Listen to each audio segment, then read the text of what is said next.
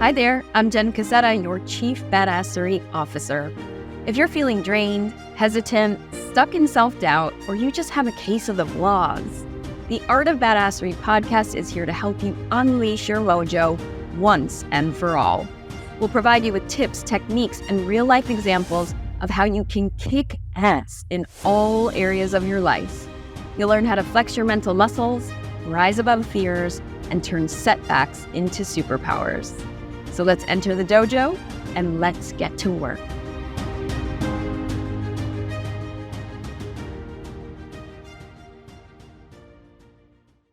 Hello, everyone, and welcome to the Art of Badassery podcast. I'm Jen Cassetta, your Chief Badassery Officer, and today I cannot wait to share this amazing guest with you. Her name is Kristina Mänd-Lakhiani. And hi, Kristina, first of all. Hello. Hi, Jen. It's so nice to be on your show. I'm so excited to have you. I'm going to read a quick little bio for Kristina before we dive in and get to know her. But Kristina is the co-founder of Mindvalley, the world's most powerful life transformation platform with an ever-growing 20 million strong following. That is impressive. She's a best-selling author, international speaker, entrepreneur, artist, and philanthropist based in Estonia. And it's right now her nighttime and my morning time, so I love that. She's the author of a newish book, right? It just came out recently, Becoming Flawesome, The Key to Living an Imperfectly Authentic Life. A little bit about the book, being described as 10 years worth of therapy in one book. Becoming Flawesome is a celebration of our whole selves, warts and all, and the glory that is to be found in living in our truth. Becoming Flawesome dives deep into the power of embracing every imperfection and learning how these very quirks become the pathways to our most authentic selves. Kristina, I'm so glad you wrote this, and I'm so excited to dive in. Thank you so much. And by the way, I'm not used to being introduced as a best-selling author yet. Yeah. It's not very long time ago when it was published, but yeah, it's a transition into a new role now. Isn't that exciting? When did it come out exactly? Well, it came out actually in July, but it takes time before you reach any achievements, and it's going to come out in paperback. God, I forgot the word. Yeah, paperback very soon. Amazing. And so everyone listening out there, I just want to share a little bit about my experience with Kristina. First of all, Mindvalley is a huge education platform for personal development and growth. So if you don't know it, I highly suggest you check it out. It is the first podcast that I started listening to, and probably still one of the only, besides the Art of Badassery podcast. I absolutely just think it's phenomenal and such an amazing tool, and obviously like 20 million people following, that's pretty impressive. So I do want you to talk more about that, but my personal experience with Kristina is this. I took a Mindvalley intuition training back at the end of 2018, and essentially, Kristina, you could tell us more about it, but it was a meditation seminar where Kristina led the meditations, and you're going to start to become mesmerized by her voice because now it's so tapped in. It's so ingrained in my subconscious mind that every single morning, and I have not missed a meditation since that day, literally, not one. It's finally the thing that did it for me. I dabbled in meditation for years, and finally, I will not miss a day of meditation. And I still have your countdown in my head. 3, 2, 1, boom, I'm in. I can't take the credit for that, of course, because it's the Silva Method that you're talking about, and the Silva Method was created in the 1970s by Jose Silva, who has passed away. But it's interesting how intertwined it is with Mindvalley, because Silva Method did give the beginning to Mindvalley. We're now divorced with the founder of Mindvalley, the famous founder of Mindvalley, Lakhiani. But when we got married and lived in New York, by the way, in 2003. He actually was working for a day job and teaching Silva meditations, and Silva technique was his side job to, have New York life is very expensive. Oh, I know. So that's how Mindvalley actually started, because we tried to get more people into the classes, and at that time I was not interested in neither of them, neither business nor personal growth, but being a good wife. I actually helped my then husband with his trainings, and I just happened to be with Silva Method for such a long time. Then if we fast forward to 2009, so that was 2003. In 2009, I started Mindvalley in Russian language, and we started with Silva meditations as well, and we translated Silva meditations. In fact, I was so perfectionist that I had to go through all the edits into Russian myself to make sure that it's properly translated.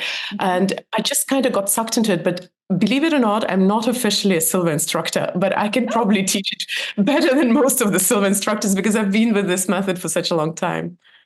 So I have so many questions, but the first, just for everyone listening out there, can you give just a few bullet points of what the Jose Silva method is like?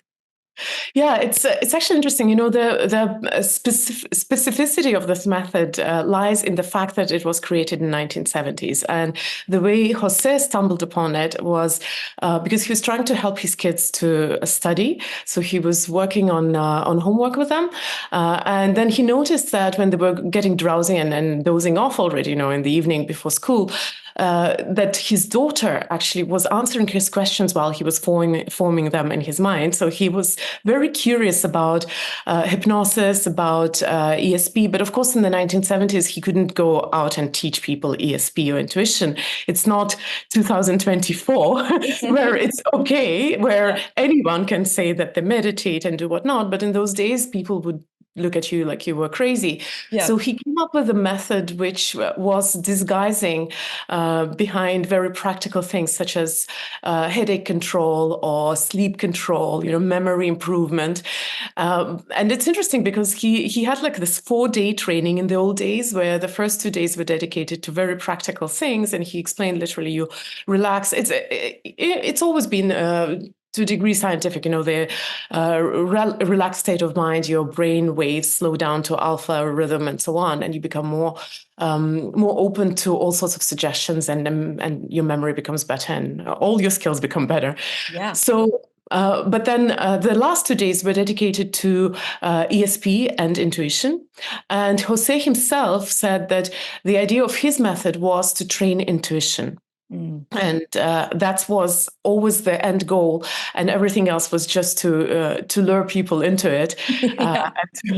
And to make them interested. But then once you start studying it, it's not so scary for those who are skeptics. Like I got into this method as a skeptic because, and I haven't told that, but I was born in Soviet Union and I was raised in Soviet Union. So I remember my first Silva training. So I'll tell you it as a story. I just got married to Vision, 2003. I lived in Estonia, post-Soviet country. So we moved to New York, and the first weekend he says, I have a training to conduct. Do you want to come with me? Or will you just hang out by yourself your first weekend as a wife? I'm like, of course I'll come with you. And then I come to this training, and then he starts teaching intuition, and I'm very skeptical, I'm from Soviet Union. I'm like, what is going on? Why didn't you tell me that before we got married? Like, what are you teaching? I remember my first... Oh, you didn't even know?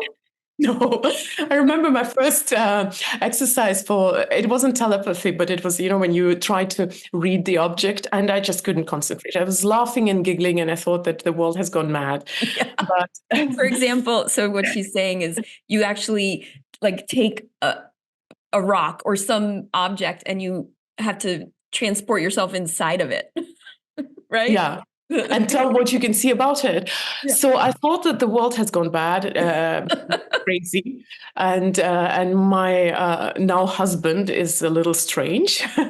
But the next day, I actually had a very spooky experience of figuring out something very specific about a person that I've never known or never met. And I didn't know that person existed. So it's this first experience when you realize that something is beyond what physics can explain, which raises the little hair on the back of your spine, that makes a huge difference. And since then, I stopped being so skeptical. I'm still very skeptical and very scientific and academic, but especially compared to the rest of Mindvalley family.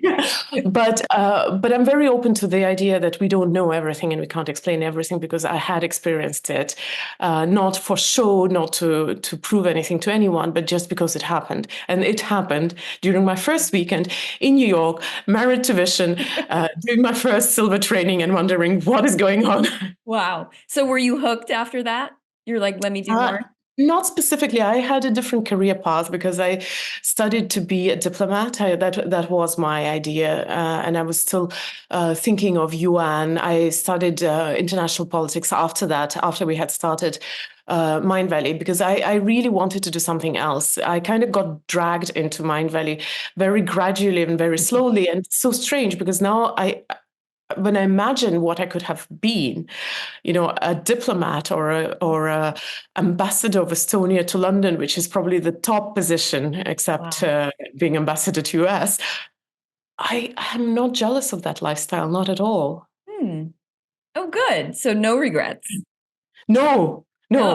If anything, I'm probably horrified of the idea that I thought that was my path. Oh, well, I mean, it's not such a bad path, but this is, yes, to me, this is dream path, by the way. I've been obsessed with self-development, immersed in it for at least 2 decades, but really, and I've talked about my dad a lot on this podcast, who's now passed, but he planted that seed in the 70s. He was probably reading Jose Silva, but he was definitely listening to Tony Robbins tapes, on cassette tapes and all of those things. So the seed was planted when I was young, but I really dove into it on my own as a young adult 20-something years ago.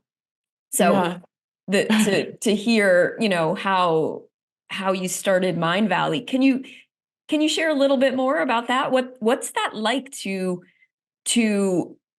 first of all, I'm sure the beginning days were not so glamorous, but again, you've now spent time with and probably have friends with people that myself and probably other people listening like can only dream of meeting, or famous self-help people. Yeah, that's true. I'm very privileged because I get to work with pretty much anyone in the industry of personal growth and transformation, and I've met probably almost everyone, everyone alive. But my favorite question that I often get is, how did you end up in Mindvalley? And I usually answer that I incorporated it. I mean, I had to do the legal and the financial work of putting in the papers and registering the company. But it was a reluctant choice. It wasn't my path. Now, for a background, to be clear, it is Vision's passion. Vision is my ex-husband, and we're still in good relationship. So, and Vision is the face of Mindvalley. He's the famous guy. I have been always on the background, initially by choice. Later, after a while, it's a little harder to become the center of everybody's attention. So I did Mindvalley in Russian for many years. Which is amazing. Yeah, so I've had my share of that, but it started as a side project because Vision was very passionate about personal growth. His interest in personal growth started when he was a teenager. His dad was interested in Silva, and we still have that book that fell off the shelf and hit Vision on the head and drew his attention to meditation. I got dragged into it and sucked into it little by little because as a foreign wife, first in New York, and then we moved to Malaysia. I was still searching for myself because it's not, when you're young, you're very maybe arrogant, and you think like if you've done a career here, you'll do it anywhere. And I had done my career in Estonia before I got married, but I wasn't satisfied with the way things were happening, and I just started dabbling in a way with Mindvalley, doing it in Russian, and it just sucked me in eventually. But on the other hand, having been in this industry for 20 years, because I have attended almost everything, even when I was actively trying to avoid working for Mindvalley, and having worked with a lot of authors, read their books, seen them on stage, talked to them personally, I'm probably one of the biggest skeptics in personal growth as well. Yeah. And I like to take stabs at our industry. And since you know my book, you've read it, so you actually know that once in a while I turn into this. I'm allowed, I've helped create this industry. I'm allowed to say that. Yes, you are. Yes, you are. Okay, one last question about it before we go into your black belted badassery. But out of all of those authors, gurus, I use that word lightly, teachers that you've met, who would you say is, in your opinion, like the real deal, the most authentic? Most of the people are real to in different ways, because there are teachers that I truly enjoy and love, and I enjoy them because they blow my mind. And if you want specific names, I really love Sheila Kelly. She's amazing. I love God, now I'm starting to forget names. That's the right time to forget names. Yeah. I love Shafali Sabari because she's very much like I think her brain works like mine in a way. My very dear friend is Marissa Peer, and I love the way she talks so simply about very deep deep things. If we talk about men, then I love Jim Quick because he's just so simple. Despite being so famous, but he's very how to say, he's kind, and he pays attention when he doesn't have to. And I've seen him with people personally. And then Harv Eker, he's not our teacher currently, but we've worked with him. Millionaire mindset. Yeah, I know. And, people often scoff, but actually he is so wise. It's insane. Like, you replace money with love, health, whatever you like, and his book still makes sense. So I really love him. And his book is probably one of the books that I have gifted the most to my friends. Oh, awesome. So these are just off the top of my head. Of course, Vishen is a great teacher, and he is the way he is. That's him. But now, I said that some people are they're still real. They're just, I believe that every teacher who's on stage, they believe in what they're doing. Most of them. There are very rare examples where you feel that you're being played and manipulated, and the tricks are being used on you. But most of the teachers, they, even if you don't agree with them, or if maybe not, that's not the right teacher for you at this moment, they still believe in what they're doing, and that's literally for me the filter. Like, I don't have to agree with every teacher, because we meet teachers and we find books when we need them, and different stages in life require different approaches. So not like there's no one size fits all. Right. And God, as I'm talking about that, I'm so aware how many wonderful people I have not mentioned. Oh gosh, really love. Yeah, but yeah, what I'm trying to say is that it's not really, people who play the game, they don't last long, because masses are not idiots. Right. And that's so true, because if you look at, the bestsellers, they've been around for decades. You can't fake it for decades. Let's face it, right? Kristina, so everyone out there knows that the people that I curate for this podcast, the guests that I curate, I should say, is a very specific reason. That means that you're a black belt in badassery. And to me, my definition of being a black belt in badassery is that you have gone through lots of hurdles and challenges in life, and you've developed a type of inner strength, power. You've tapped into that in a way that you now share with others.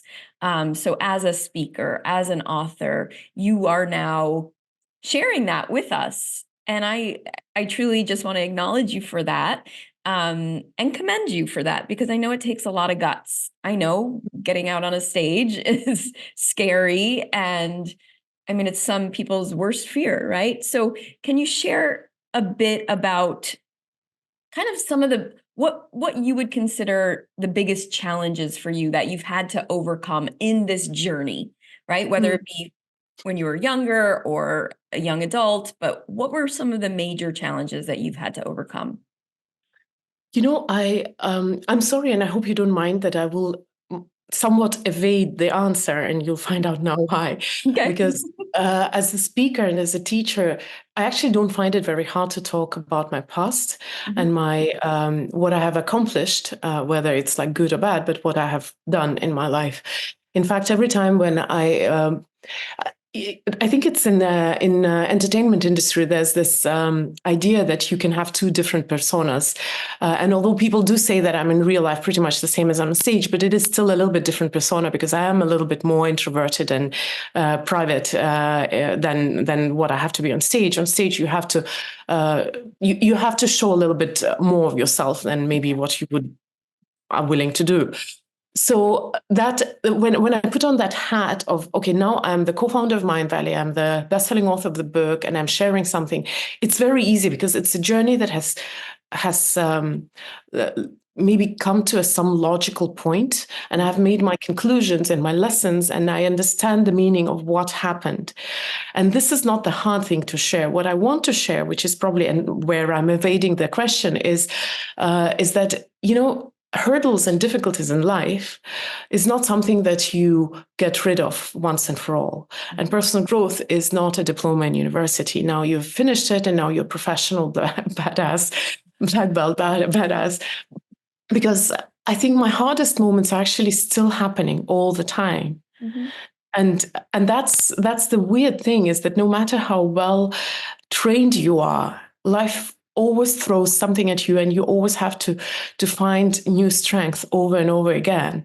That I guess is the weird thing, is that no matter how much you grow, it's like taking a shower. Yesterday I took a wonderfully long, thorough shower after I came from sports, but it doesn't mean I'm not going to do another one today. Yes. So the same with personal growth and transformation. You just keep going forever. Yes, completely, which is why I have another book idea that's coming after this one, because at black belt level, like you said, the hits are going to keep coming. They don't stop. And in fact, they probably get more difficult as we get older because the risks become bigger. The loss becomes greater. That's just, I feel anyway, the way life goes. So our strength needs to become greater as well. Beautifully said. So you're saying but not saying that your difficult challenges are still in the process, still going through. Well, if you want me to name the names, then of course, for me, the interesting topic is aging. At some point you realize that youth is not eternal. For me, that point was 45, and I think I have World Health Organization to blame, because they announced that 44 is the edge of the youth, and then I was like, "What? You want to tell me I'm not young anymore?" Then seeing 44 is when youth ends. Is that? According to WHO, maybe they will reevaluate that again, but it's not bad actually, because if you think of 50 years ago, 44 was definitely middle age. Now it's not. Right. So then another thing is the concept of death. So many people in my life are becoming older, and it becomes a reality when you're young. It's still just an abstract concept. Then, of course, divorce has forced me into taking responsibility for some aspects of my life which I never cared to to learn, and that's kind of interesting. So there are topics which are new Mount Everest for me to scale. But I guess for the moment when you are up there, it's interesting. I have been thinking about, and I'm coming from a little bit from the side. I've been thinking about this idea. Some people believe that human nature is lazy and stupid, and I don't agree with that. I think the lazy, and I often say that I'm lazy, but the lazy comes from just exhaustion. Like, we're going on a holiday soon, and I know how I go on holidays. My dream is, can you please take me to a paradise place, nice hotel where I don't have to do anything? And the first 2 days I'll be in bed. I won't change out of my pajamas, but I know myself that by the end of the week, I'll be itching to start doing something.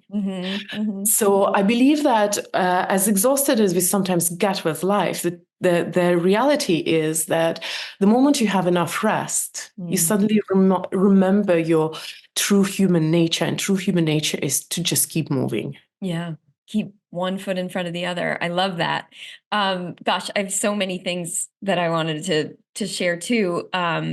Aging. So that one went ding, ding, ding.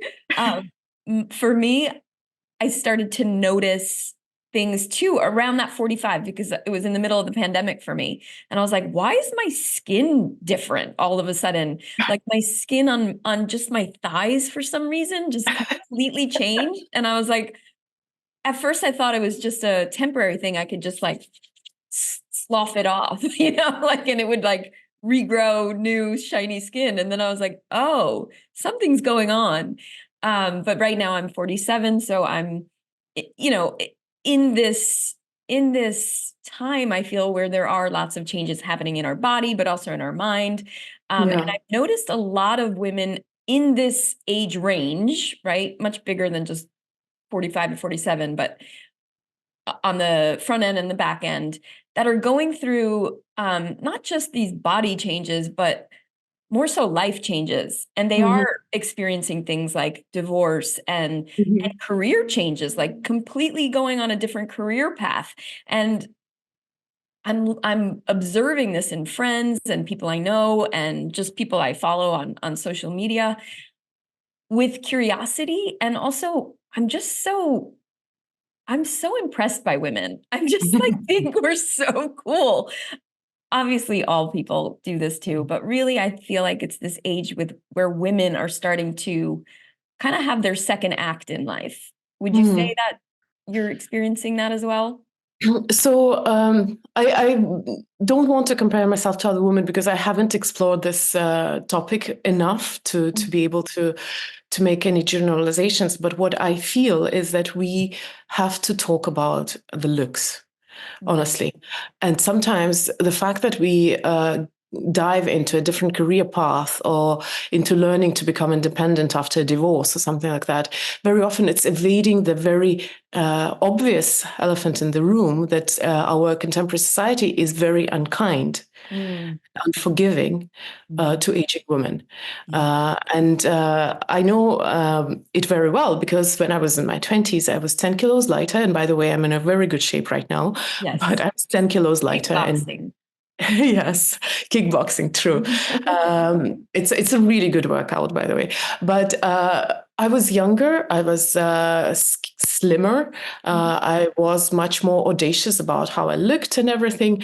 And sometimes it is a curse. We don't even realize when you feel how society's attitude to you changes because you have become wiser, smarter, better, more valuable. But it doesn't change because of that. It changes because for a lot of the society, the value of a woman is in how skinny and beautiful she is. And we have to stop being afraid to talk about that. That's not fair. Yeah. That's absolutely not fair. Agreed. Which is a perfect segue into your book. Yeah? Yeah. Right? Yeah, it's about self-love. It's about self-love. And I have some notes, but really, starting with that, self-love comes a little later in the book. So we'll save that for a second. But really starting out with this perfectionism, this being a good girl your whole life. Can you just share a little bit more about that and how, because so many of us can relate to this? I was just before we had this interview, I was working on my scale of flawesomeness, and perfectionist is just this one type there. When I was writing a book, because the book is based, of course, in my own experience. It's not about my life, but it's based in my own experience. For me, that journey went through being a perfectionist. And as a perfectionist, I struggled with accepting my own imperfections. I was aware that they were there, but my strategy was very simple. If you find a dragon in the basement, moment you slay it. It took life and wisdom, hopefully, hopefully it's wisdom, maybe I'm mistaken, to realize that your dragons are not to be slayed, but rather to be harnessed or bridled, ridden. It's very often, it's in our imperfection where our true value lies, not in our perfection. Because if everybody was perfect, it would be like, I still haven't seen this movie, but I've heard about Stepford Wives concept where everybody's this plastic doll. Right. Maybe we can compare it to Barbie life, Barbie world. Completely. But the imperfection, the perfection is not even in the nature of nature. Nature is based in imperfection. Evolution is based in imperfection, in mutation, and in deviation from the norm. So for me, that was the battle, perfectionism. But as I started widening my research, I came to a conclusion that there are other types in this scale of flawesomeness. And the two types which I feel are also very prevalent, especially among people who follow personal growth and transformation, are underdogs and stoics. And they're slightly different variation of perfectionism. Perfectionists are people who have a high bar for the world, for themselves, but they have really hard times with failure. Yep. And any kind of failure, whether it's your imperfections where you try to stifle it, or it's failure. That's why it's, I call us reluctantly competitive. We understand that we have to compete because that's the rules of the games, but it's actually so painful, because what if you're not first? Because idea of perfectionist about being in a competition is winning, and winning is number one. Everything else is losing. Losing, right. Oh, that's a horrible way to move through the world, right? You're setting yourself up for failure most of the time. True. Yeah. And can you talk more about, so underdog to me, I'm about to go deep. So I love the underdog story. I loved growing up and watching Rocky Balboa, win after being the underdog. I've always felt like my dad was like an underdog, as he grew up from in the Bronx, child of immigrants, that whole story. I think a lot of Americans probably, back then can relate to that underdog story. And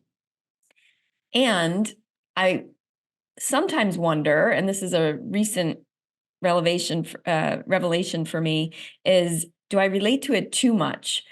Do I relate to being an underdog too much, where I'm now the underdog, so like I'm attracting that somehow in my life. Can you tell us more about the underdog? So you're very, very right. Rocky Balboa is probably the most classical underdog. But I have to say that I'm using my words right now. I just used 3 of the 6 types, but I'm using them a little bit more abstract, because Stoic, for example, could be a person who is following the philosophical doctrine of Stoicism. But I'm not using them. I'm just using them as mark words for my own system. And in my system, I'm looking at a few scales. First of all, your relationship with the world and your relationship with yourself. And the second set of scale is looking into the future versus looking to the past. So what are your expectations, or, like, how do you perceive the world versus how do you perceive failures, whether it's personal or in your relationship to the world. So the difference with underdog, and a lot of underdogs relate to perfectionists because that's the word which is very popular and very famous. And underdogs are still more the domain of, pop culture, the movies, because underdogs give such a wonderful character arc. Yes. It's so pleasant to see somebody actually defying all odds. But the idea about underdogs is that they are very resilient and they deal with both personal imperfections and failures very well. But their relationship actually with sorry, I messed up a little bit. So they actually deal with failure very well, and they are rather ambitious. So they do set themselves really high goals, but they're even not aware that their relationship with themselves is a little bit unhealthy. Because and underdogs very often might think that they're just being realistic and they're just being honest with themselves. So what happens is that they're very critical with themselves. Right. And I said that they can tolerate the personal imperfections, but what I wanted to say is actually that they're aware of their personal imperfections. Mm. But like perfectionists, they're trying to eradicate them. They're not at peace with them. Mm. So the thing with underdogs is that they definitely make wonderful hero characters, because they definitely are ambitious and competitive, and they're not afraid of competition and ambition. But imagine reaching your most spectacular dreams and just not being at peace with yourself. Mm-hmm. That's this poison which is going to ruin everything. And I did mention Marissa Peer, one of our authors. Yeah. She and I'm paraphrasing her, but she says, and she works with celebrities because she's a celebrity therapist. So she says that there is this interesting thing that very often, while people are still striving for achievements, that goal is kind of, it's pulling them, it gives them the meaning, and they can go through a lot. And that's going through a lot. That's a very classical thing that underdogs and Stoics do. But once you are on the top of Mount Olympus, you suddenly realize that you are your own company. And all this achievement does not make you feel better about who you are. Mm-hmm. It does not make you feel more lovable. And very often the problem with underdogs is that even when they achieve their wildest dreams, they still don't love themselves. Wow. Which, again, brings me right to the next point, which is that self-love. Self-love versus self-care, you talk about in your book. And I think that's a great distinction. So do you want to share about the distinction? And then I really just want to know, how do we, on this podcast, I like to learn how my guests actually do the things. How do you put that into practice in your life, actually loving yourself? So I like to give this kind of analogy that I wonder if it's an analogy at all. Let me try to explain it. So we very often, self-care in essence is ritualistic. We have traditions and we have things, rituals that let us know that we take care of ourselves. A long shower after sports, which I just mentioned, or meditation. Very often it's a form of self-care because big time for me. Huge. Yeah, it's a good one. Any kind of sports or well-being kind of ritual, they are all about self-care. You take care of your temple, the body, right? The temple of your soul. And this is something which we understand because it's tangible and it translates into effort, into money, into time, into anything you like, because you want to take care of your physique. You go to the gym, you take care of your nutrition. Now, self-love is not tangible. Self-love is a relationship with yourself, and relationship isn't tangible. So now here's the analogy. I did have an analogy. When you're in a relationship with someone, going on a date, it's a ritual. And going on a date is a good ritual, which probably promotes this relationship and makes it stronger. But it is not a definition of a relationship. And if your relationship is not healthy or toxic, date is not going to help it. Sex is not going to help it. Being honest with each other is not probably going to help it. And then if your relationship is healthy and the relationship is there, if you love someone unconditionally and let's say they also love you, then very often you can omit the dates or even, be apart and not have sex for a long time. And the relationship is still going on because relationship in essence is not ritualistic. Right. It can't be translated into time, money, and effort. And that's a huge difference, which I think is important and which I think is a pitfall for a lot of us because we can't understand the non-tangible side of self-love. We tend to just do a little shortcut and do the things which are easy to understand. Another analogy would be spirituality. And I'm sorry if somebody is very religious, you might find it offensive, but in essence, religion is just this package of rituals which help people feel that they truly connect to God. Because connection to God is not in how you pray, in whether you cross yourself or pray, facing down like Muslims. The connection to God is intangible, but because very often it's hard to explain to people. And we're very afraid of not doing it right. We rely on rituals. The same is true to meditation. You can actually meditate by just defocusing your eyes and going inside and still walking or doing something. Right. But because it's so hard to understand, am I really meditating? Rely on things like countdown techniques, putting your three fingers together. Trust me, I'm a meditation teacher. Yeah. Your voice. And that's an important part. Why I'm saying that is because in our world, we are so fascinated by the easy, tangible, superficial, checklist to do, not to do, that we sometimes forget the essence. But the essence is what makes the difference. The relationship, the essence. I'm hearing you. I love this. For people that struggle with self-love, I would say it's not an on-off switch. Obviously, it's a journey. It's like any relationship with anyone, you have to work at it. What would be ways, techniques? I know, again, it's kind of putting it in a package, but how can we develop a better relationship with ourselves? It's a long story, unfortunately, and it's bad news in our bite-sized world. It's a very bad news, especially for my marketers. They hate me for saying that, but but the thing is that any relationship expert will tell you that, not relationship expert. Let's say any psychologist, psychotherapist will tell you that if a certain problem has taken a certain time to take root and to happen in your life, it will take at least half that time to undo it. So whatever your age is, so in our case, it's 46, 47, right? It took us this time to create that relationship with self that we have at this moment. So if you want to change it, you would probably have to take a little bit of patience, probably not 23 years, but a little bit of patience. Not, jeez. No, it's not too bad. I mean, I would be 75 years old and be like, I finally love myself. Trust me, you probably loved yourself pretty long until you hit teenage years. So it's a little better than that. Sure.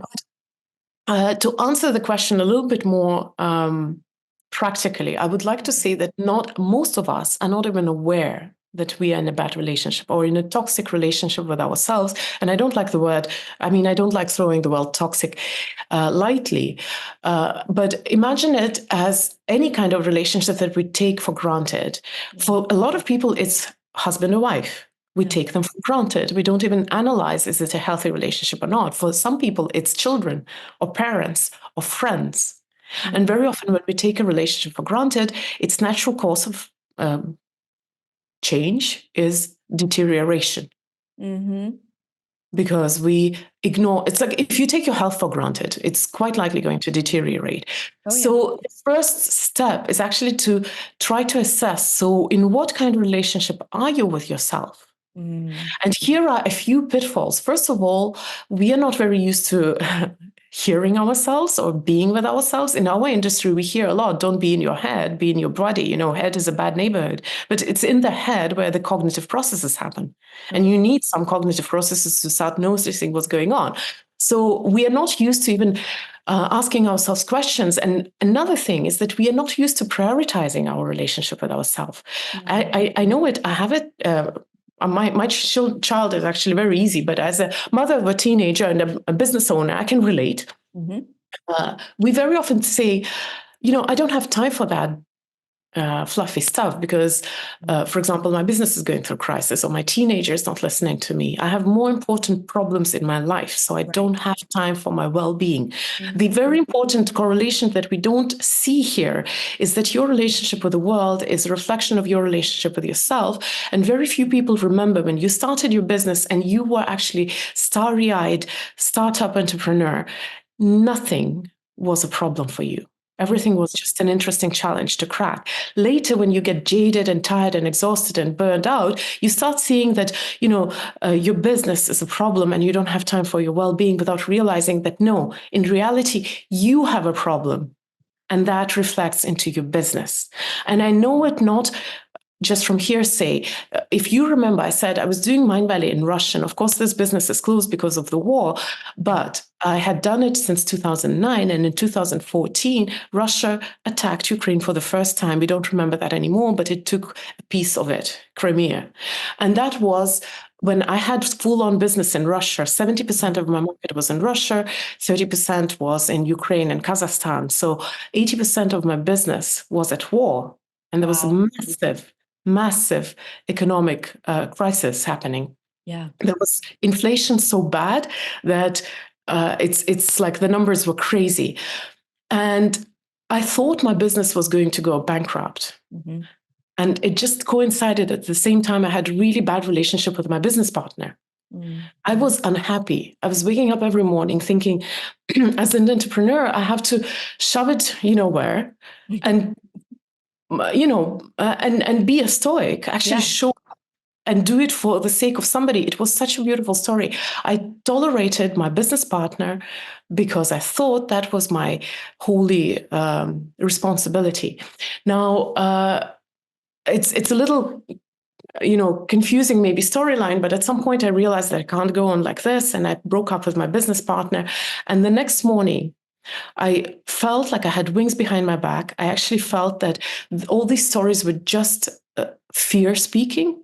Right. Nothing was so good for the business. Now, the extra interesting thing is that this was happening when 70% of my business market was at war, or 80%, in fact. Mm. And there was a massive economic crisis. And I broke up with my business partner, and suddenly, overnight, I felt happy.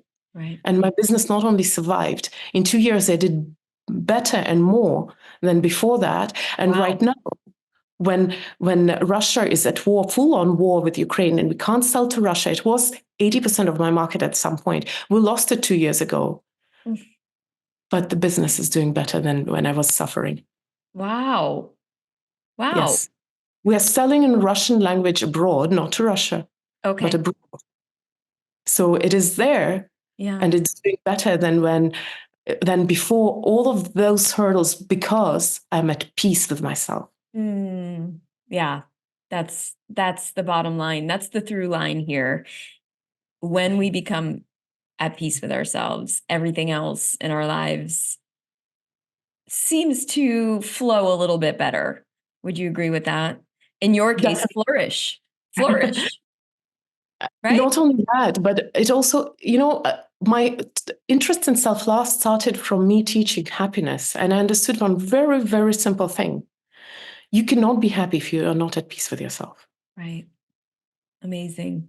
I'd like to share that again, we're all on this journey of self-growth, development, help, whatever you want to call it, self-love at the end of the day, right? And I know that my meditation practice helps me, because every morning I'm connecting with the highest version of myself every day, no matter what. And in that space, and that space then kind of overflows out into the day.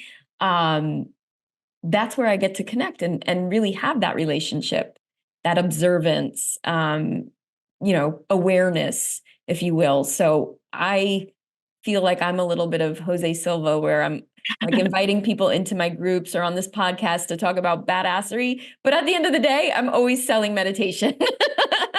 And I don't mean selling it. I just mean, I have one of my imperfections is that I go on rants. So I actually, I was supposed to take you guys to a different place. Actually, I just got so excited about this topic. But when I said that we are not always aware about what our relationship with ourselves really is. Maybe you remember in the book, I have this one exercise, I call it the Dove experiment. And I think it's one of the most eye-opening exercises. I sometimes do it at my trainings. I love doing them at my trainings. So if you want, we can give this exercise, although normally you would have to do it like 2 days in a row, but we can give it in one batch to the people, just to try and just to see. Please. So it's really simple, actually. What I'm asking to do tomorrow, better tomorrow, from the Yep. start of the day, just grab a notepad and write down all your self-talk throughout the day. Whatever. For women, it's very easy. You open your eyes, the first things that you think, sometimes it's like, oh my God, why I'm so sleepy. Why didn't I go to bed earlier? Whatever. Just write it down. The way you talk to yourself in your head, go to the bathroom, look at yourself in the mirror. What do you say? Very often we're like, what? Where are all this gray hairs coming from? And all of that. Basically, just write it down the way it is. Now, when I do it at my sessions, I don't tell what's going to happen next. So I would normally say, write it as you say it to yourself in your head, without censoring, without filtering, because nobody's going to read it. Mm-hmm. That's exactly the monologue that's happening in your head. Now, usually after people do that, I ask them, and here you're having a spoiler, so you try not to try not to censor what you're going to be writing down tomorrow. Yeah. Now, when you're done in the evening, there are two ways to do that. You can just do it by yourself. You can read everything that you've been saying to yourself, and you can imagine that you are talking to someone that you truly love, maybe your child, maybe your partner, and imagine that you're reading it to them. Or another option, if you have the guts, find the person that you truly love and ask them to read it out to you. Actually, it's when you're faced with your own severity and cruelty, the way you talk to yourself, that's when it hits you truly. Because one thing is to say it to yourself, because there are a lot of people, Stoics, for example, are very famous for that believe that self-criticism is a prerequisite for growth and transformation. And some people think that they have to be self-critical because otherwise they won't grow. And without going too deep into that topic, it's a very dangerous and not helpful belief. Now, because of that, we very often don't want to tone down the way we talk to ourselves. Now, imagine if you were talking like that to someone that you love unconditionally. And you can ask them, by the way, if you ask your loved one to read it out to you, you can ask them, how did they feel doing that? Yeah. Probably awful. Yeah. Oh, I love that. I love that part of your book. It's actually on my notes. So I'm so glad you brought it up. Okay. So with that, we all have our marching orders from Kristina. So you're going to tomorrow start observing all your thoughts, write them down, and then either you read them back to yourself or have your loved one read them back to you, and see how that feels. And that starts that process, right? The journey of self-love, being at peace with yourself. Thank you so incredibly much for this beautiful conversation, Kristina. I have 4 rapid fire questions that I love to ask all my guests. Are you ready? Yes. Okay. 1, what was your favorite food as a kid? Oh my God. Sausages. I was born in Soviet Union. I have not tried, for example, Coke until I was a teenager. But I don't like Coke. I want to have you back on because I want to hear more about your upbringing. But okay, sausages, got it. If you could have a drink with anyone, dead or alive, who would it be, and what are you drinking? I would drink wine for sure, or champagne. I like to drink champagne. I mean, if you're trying to bond and understand people, I need to be in my element. I am not a very starstruck type of person, so it's very, I wonder who would it be. I guess I would like to meet someone very, very ancient, like maybe Greek philosophers, just to understand if they were same kind of people. Of course, we wouldn't be able to talk. And I know they wouldn't look down on me for drinking wine. No, definitely not. But I have to tell you, it would be out of curiosity, just out of curiosity, how it was, how people have changed. When it comes to learning, I think we get to learn from everyone. There's so much information. Sometimes the best teachers are actually, your children or some stranger on the street. Yeah, that's true. Okay, this is going to be a tough one for you, I bet. What's your favorite personal growth book? I actually prefer fiction. That's not the question, Christine. I know it will be very unexpected. Harvecker's book. Oh, yeah. Secrets of the Millionaire Mind, everyone. Yes, it's so simple. I love it. Simple. Yeah. Yeah, I think it's great. And last but not least, what's your favorite hype song? The song you put on to really get you going, amped up? I usually listen to radio in my car, and I just like random radio music that I recognize for about 1 month, and then the next month it's completely new set of songs. But when I like to be in flow, I listen to this Turkish artist Akin Sevger, and he plays electronica and just makes my brain. I think I've brainwashed myself into my brain just starts working when I listen to him. Tapped into a state of flow. Let's get that music because I could use some flow in my work. Okay. Thank you so much, Kristina. Please tell everyone where they can connect with you, learn more about you, get your book. So as a founder of Mindvalley, co-founder of Mindvalley, I would say you can find me in Mindvalley. I'm one of the authors and one of the founders. And my book is, well, it's on my site as well, KristinaMänd.com, but it's also on Amazon and the bookshops and everywhere, like any book. Yeah. And it's in the background there, if you haven't noticed. Yes. Oh, for sure. Like mine. Yes. What's your Instagram handle? Kristina Mänd. And it's Kristina the Estonian way with a K.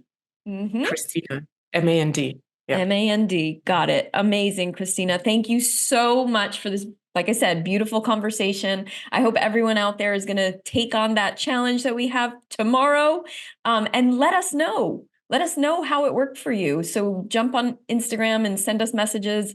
I always make sure I get back to everyone. So please let us know how it goes and keep being badasses out there. Thank you, everyone. Bye now. Thank you so much. Bye.